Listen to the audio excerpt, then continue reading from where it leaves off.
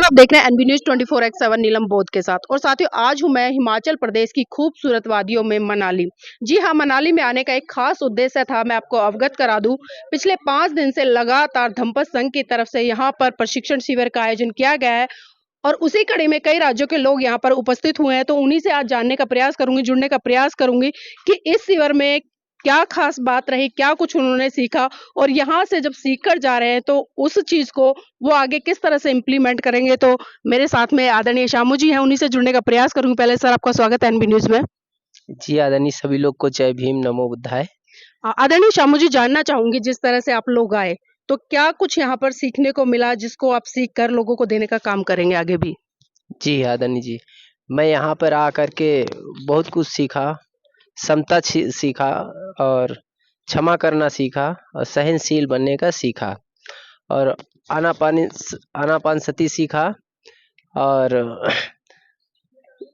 धम्म के बारे में बहुत कुछ सीखा और मुझे अच्छा भी लगा। और मुझे ऐसा लगता है कि पहले से और भी मेरे अंदर थोड़ा बदलाव ऐसा लग रहा कि आपकी कुछ कुछ पहले से और बेहतर हो रहा है। जी, एक चीज जानना चाहूंगी क्योंकि धम्पत संघ से जुड़ने से पहले का जीवन और उसके बाद का जीवन दोनों में कितना फर्क देखते हैं और पहले क्या थे और अब क्या है, इस पर थोड़ा सा और प्रकाश डालें। जी, पहले तो बहुत कलेश लगे रहते थे घर में, खटपट लड़ाई झगड़े लगे रहते थे क्योंकि हमारे विचार कुछ अलग थे, गलत थे और नशे पत्ती थे। तो इसके लिए घर में कोई एक दूसरे का बात सुनना नहीं, समझना नहीं। तो जब एक दूसरे की बात समझेंगे नहीं, सुनेंगे नहीं, तो फिर वो तो स्वाभाविक है, झगड़ा तो होना ही है। तो इसी प्रकार से झगड़ा होगा तो घर में दुख कलेश सब बना ही रहेगा। तो धम्पत संघ से जुड़ करके हमने बहुत कुछ पाया और सीखा और मैं तो यही कहूँगा सभी लोग से, आप भी धम्पत संघ में जुड़े। और, जी, और आपने अभी कहा कि आप नशा पत्ती करते थे पहले और गाली गलौज भी करते थे, तो यही सवाल रहेगा कि धम्पत संघ में जुड़ने के बाद क्या आपने ये सब छोड़ दिया या आप भी कर रहे हैं।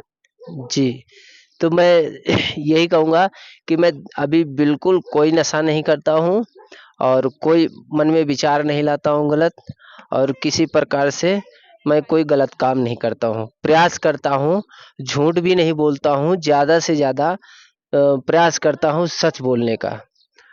और सच बोल करके मुझे ऐसा अनुभव होता है कि मैं बिल्कुल माइंड हल्का रहता है और मन में भी कोई पाप नहीं बना रहता है और टेंशन बिल्कुल फ्री रहता है।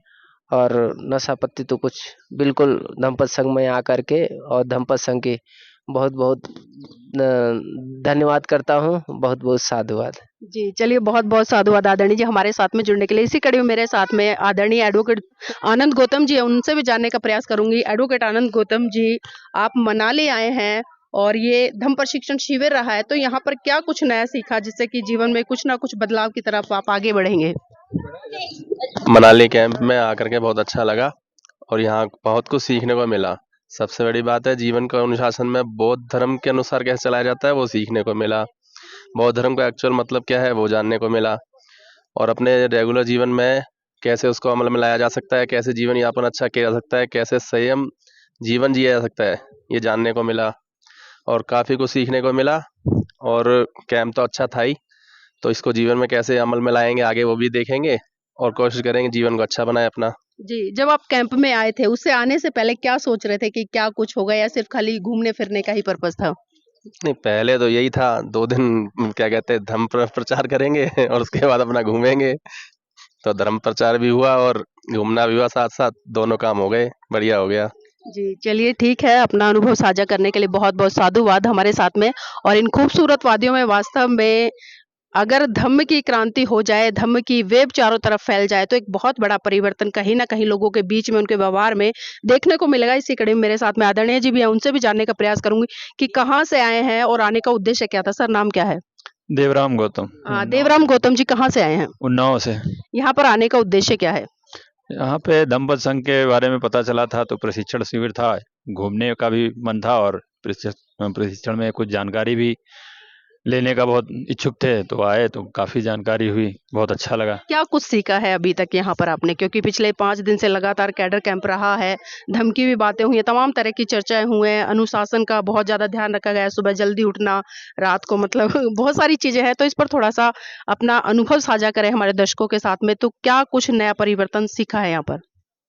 सबसे पहले तो मैं एनवी न्यूज़ को बहुत बहुत धन्यवाद देना चाहता हूँ, जो हमारे दंपत संघ के प्रचार प्रसार बहुत तेज़ी से बढ़ा रहे हैं। तो जब से मैं यहाँ आया हूँ, मुझे ये सीखने को मिला कि लत क्या होती है, राग क्या होता है। राग के बारे में हमने बहुत अच्छी तरह से समझा कि किसी चीज़ को बार-बार कोई चीज़ अगर हमें लत लगने लगे तो उसको राग है, तो उस राग से हमें दूर रहना है। और कई भी सारी चीज़ें सीखने को मिली, जैसे बाबा साहब का सपना था भारत को बौद्धमय करना, तो धम्मपद संघ सिखाता है हमें बाबा साहब को फॉलो करना। बाकी तो सब लोग कहते हैं बाबा साहब को मानते भी हैं और जानते भी हैं, लेकिन फॉलो नहीं करता। फॉलो करना हमें धम्मपद संघ सिखा रहा है, तो बहुत ही अच्छा लगता है। और बौद्ध धर्म की बारीकी से बारीकी जानकारी धम्मपद संघ देता है, हमें बहुत अच्छा लगता है। हाँ। जी, कुछ बदलाव देखा है सर? बहुत बदलाव हुआ है हमारे शरीर में और हमारे घर में और हमारे मन में भी, चित्त में भी बहुत बदलाव हुआ है जब से मैंने धम्मपालन गाथा को पढ़ा और उसको अपने जीवन में अप्लाई किया, तो बहुत सारा हमारे जीवन में परिवर्तन हुआ है। जी। तो देखिए कहीं न कहीं बातचीत करके एक चीज़ तो साफ़ हो जाती है, क्योंकि हम धम्म को सुनते हैं, पढ़ते हैं, समझते हैं, लेकिन जो एक व्यावहारिक रूप से उसका जो आचरण होना चाहिए वो शायद देखने को नहीं मिलता है। और वही कारण है कि इतना लंबा समय हो गया, चाहे मैं तथागत बुद्ध की बात करूँ, सम्राट अशोक की बात करूँ या तमाम उन लोगों की बात करूँ जिन्होंने इस भारत देश के साथ-साथ में इस देश की सीमाओं से बाहर निकल कर धम्म के क्षेत्र में काम किया। तो आज साथियों ज़रूरत है, क्योंकि जब तक लर्निंग नहीं होगी, जब तक प्रशिक्षण नहीं होगा, जब तक शिक्षा नहीं होगी, तब तक आप सही रूप में, शुद्ध रूप में बुद्ध की विचारधारा को लोगों के बीच में नहीं पहुंचा पाएंगे, क्योंकि बुद्ध की विचारधारा कोई साधारण नहीं है। अगर मैं ये कहूंगी कि विश्व के सबसे बड़े मनोवैज्ञानिक और पहले मनोवैज्ञानिक महाकारुणिक तथागत बुद्ध रहे, तो इसमें कोई अतिशयोक्ति नहीं होगी। और जिसने अपने मन को साध लिया, जिसने अपने दुख की खोज कर ली, तो स्वाभाविक सी बात है जब जीवन से दुख दूर हो जाएगा तो उसके बाद जो बचेगा वो आपका सुख ही सुख होगा। और इसी कड़ी में आप जिस तरह से देख पा रहे होंगे कि जो धम्मपद संघ है वो विश्व शांति निवारण अभियान के तहत पूरे भारत देश में भ्रमण कर रहा है। और इसी कड़ी में धम्मपद संघ का जो विश्व शांति निवारण है, फिजिकली पहला स्कूल भारत के बिहार के बक्सर में चल रहा है, जहां पर कि वर्तमान में 70-80 छात्र अभी पढ़ रहे हैं, जहां पर कि जो एकेडमिक एजुकेशन है उसके साथ साथ में धम्म की एजुकेशन भी दी जा रही है और वो व्यवहारिक रूप से दी जा रही है। तो साथियों मैं चाहूंगी आप इस वीडियो को लाइक करें, शेयर करें, और आप भी अगर धम्मपद संघ के साथ में जुड़कर अपने जीवन में परिवर्तन लाना चाहते हैं तो मैं आपको एक नंबर दे रही हूँ, आप उस पर डायल करें और संपर्क करें 8